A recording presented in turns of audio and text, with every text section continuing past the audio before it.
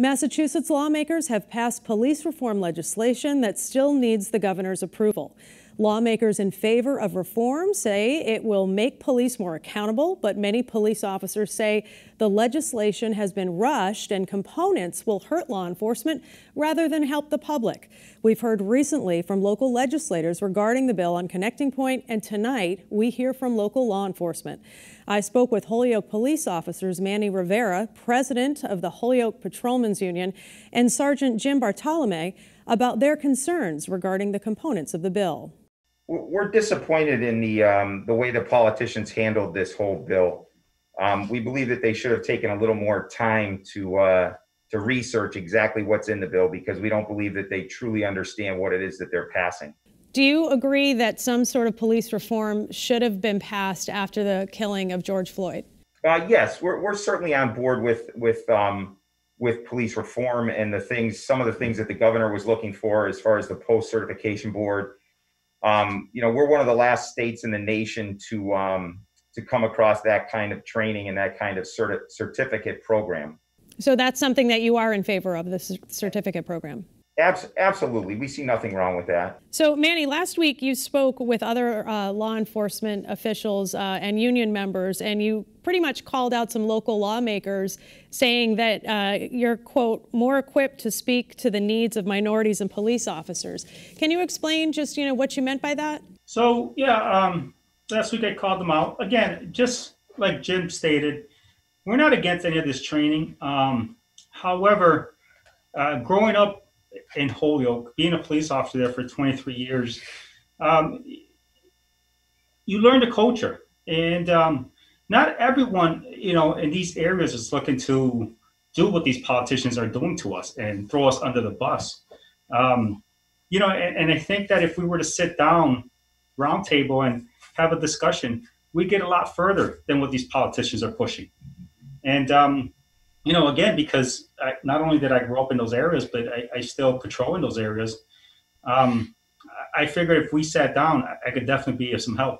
How are you received? You said you've been 23 years on the job. How are you received as a police officer and also living in Holyoke as well? Fortunately, for me, I don't have an issue. Again, I feel confident walking these streets with or without a uniform, because I treat people the way I would want to be treated. Yes, I'm a police officer. Yes, I wear a uniform, but I didn't grow up without some of these struggles that these people are having today. And so that being said, I can definitely understand where they're coming from. I could put myself in their shoes.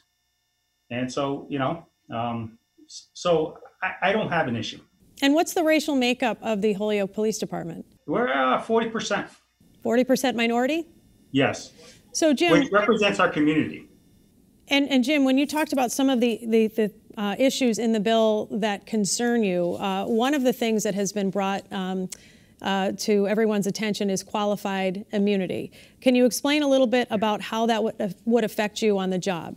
Well, qualified immunity for police officers is something that's granted at the federal level by a judge. There seemed to be some misunderstanding, and I don't know if it's how do I explain this? The politicians truly didn't understand qualified immunity when they voted on their bills, both the Senate and the House of Representatives. And we know that because we met with some of them and they told us that they didn't understand what qualified immunity was. It's a very, very complicated issue. It protects a policeman if he does his job correctly.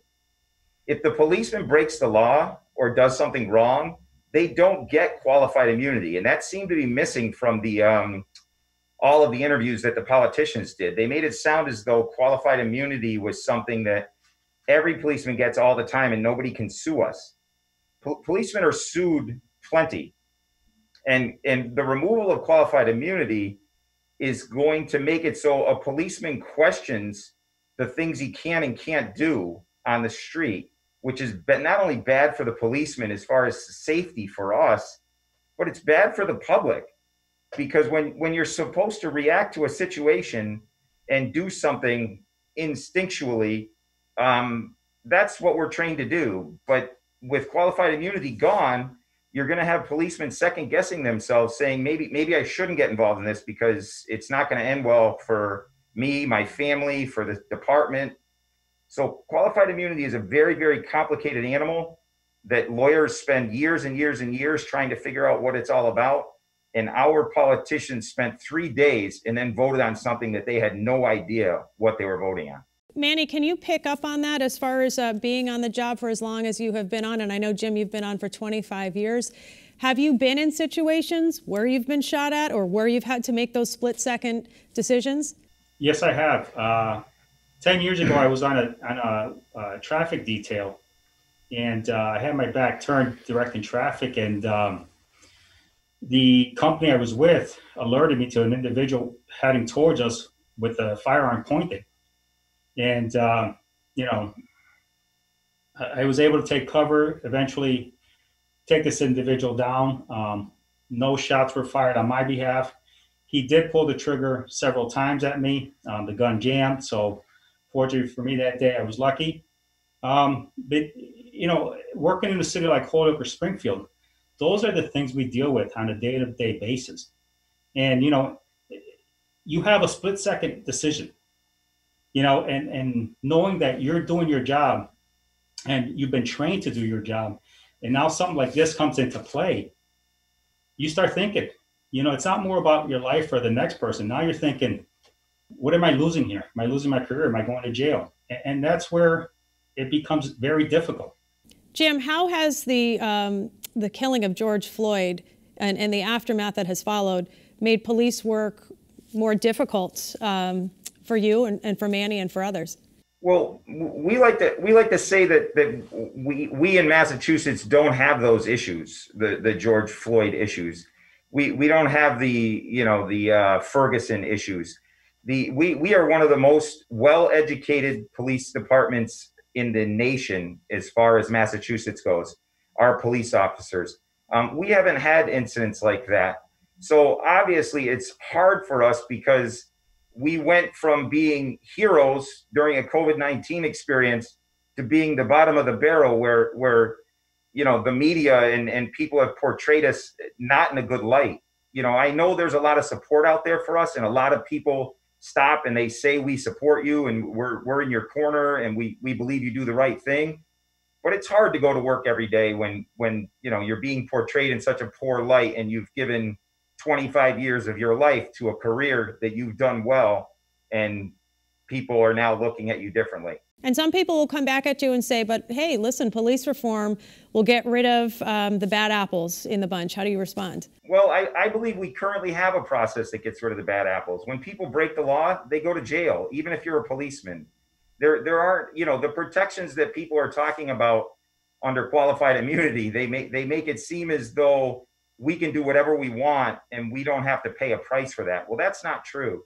If a policeman is bad, we don't want that policeman on the job either, because it makes us all look bad. So if a policeman is bad, then there are rules and there are laws that govern how we go about doing that.